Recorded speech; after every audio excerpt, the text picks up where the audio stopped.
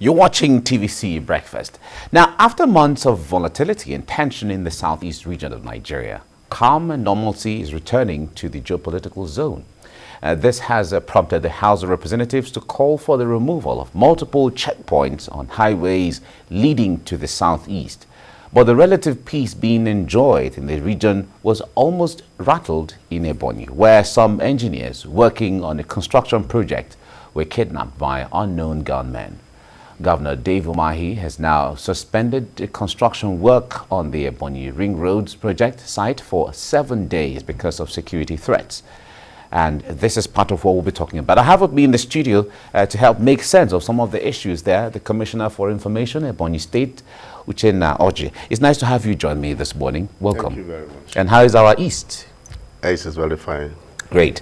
It's good to hear, because when you are outside the East, it looks like the whole of the East is burning. The place is on fire. Of course, that doesn't take away the reality of some of the security challenges that are there.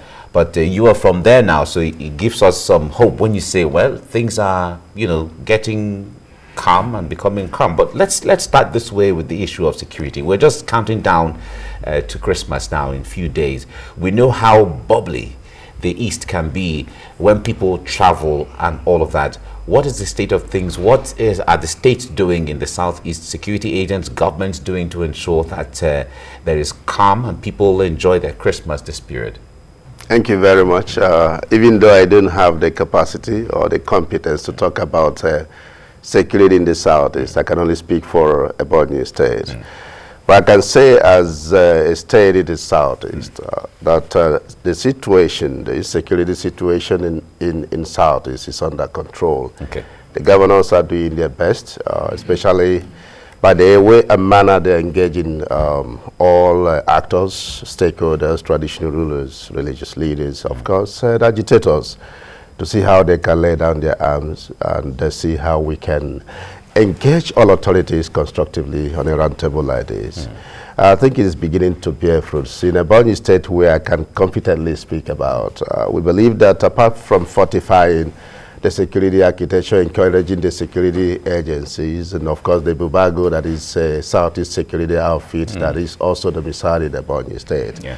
We also, bringing about what is called social security through engaging our youths and women, of course, through empowerment programs. Of course, we have Ebonyi as a construction site. Anywhere you go, you see work going on, both direct labor, indirect labor, both skilled, non-skilled, and even skilled job, being done by our people.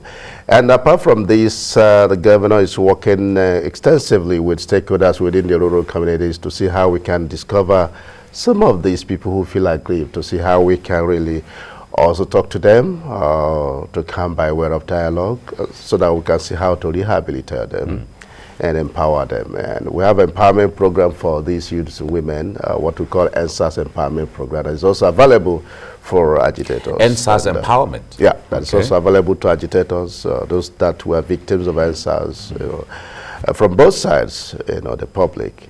And this has also helped in stemming the tide of insecurity in the state. But the most important thing that you need to appreciate is the way and manner the governor is handling the development of Ebonyi State.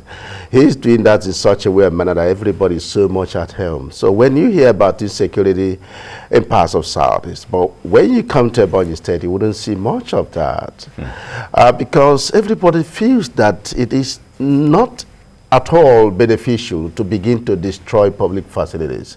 And so the governor keeps talking to the people, and they really appreciate that from what is on ground. And going by what was on ground before the governor came on board, that there is no need to take our agitation destructively. And this kind of consciousness is beginning to have impact in the social situation in Ebonyi State. Okay. All right. Now let's talk about the issue of the sit at home, the Monday sit at home that almost was becoming a norm. Although that has been relaxed, and the government has told the people go about your normal business and all of that, but there's still some level of fear in the minds of people. How is that, what is the government, especially in Ebonyi, doing to ensure that the fear that people have in their minds are taken away? Yeah, that is actually one of the cardinal programs of my ministry, Ministry of Information and State Orientation. Yeah.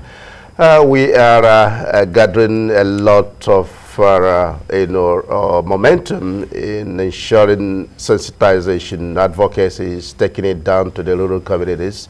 We have information officers and PROs who are getting necessary information, briefings from the Ministry of Information, getting down to the rural communities to tell them about the state of things in Ebonyi State.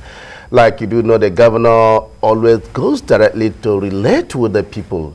And so at all times, we brief the people about the present situation. Yeah. And so that has really helped to allay those fears. Initially, it was as if non-state actors' directives were being heeded to. But people are beginning to realize that these non-state actors, after all, are saying that such directive is not coming from them. And it is, after all, destructive to the economy of the state, which they are part of.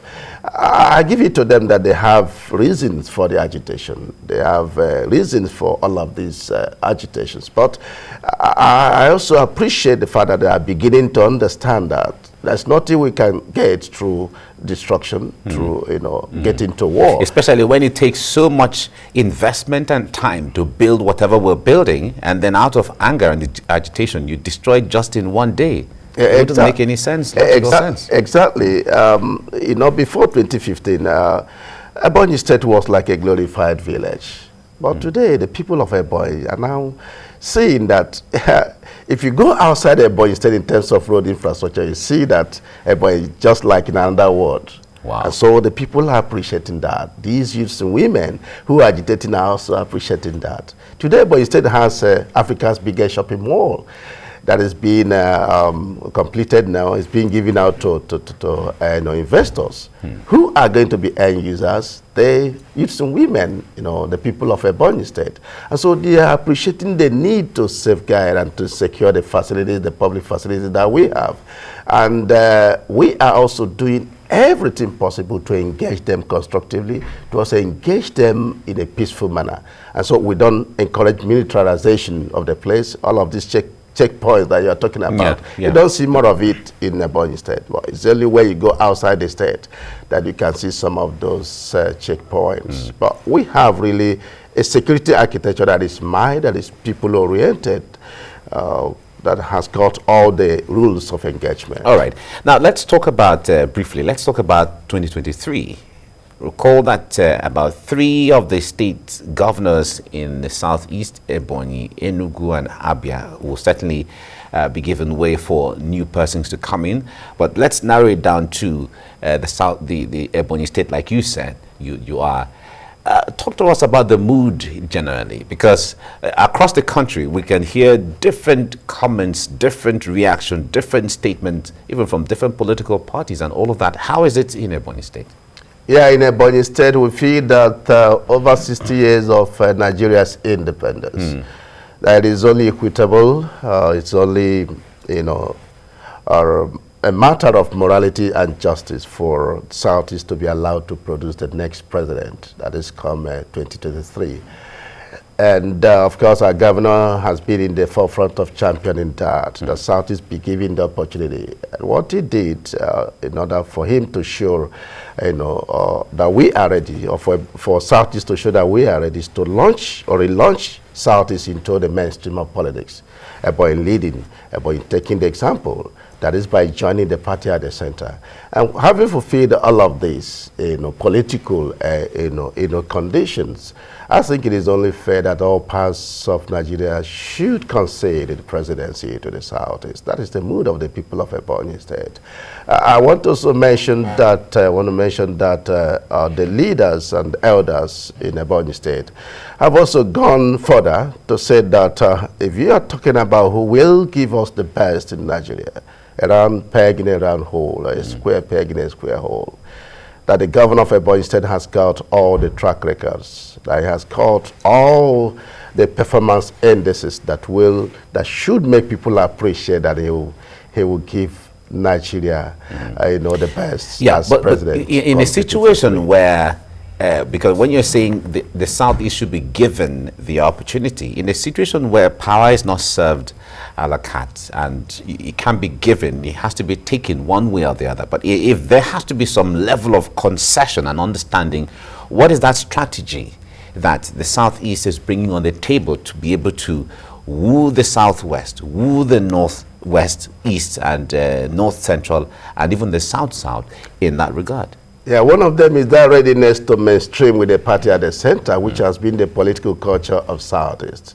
If you talk about the pre-independence, the post-independence political development, you see Southeast always being with the party at the center.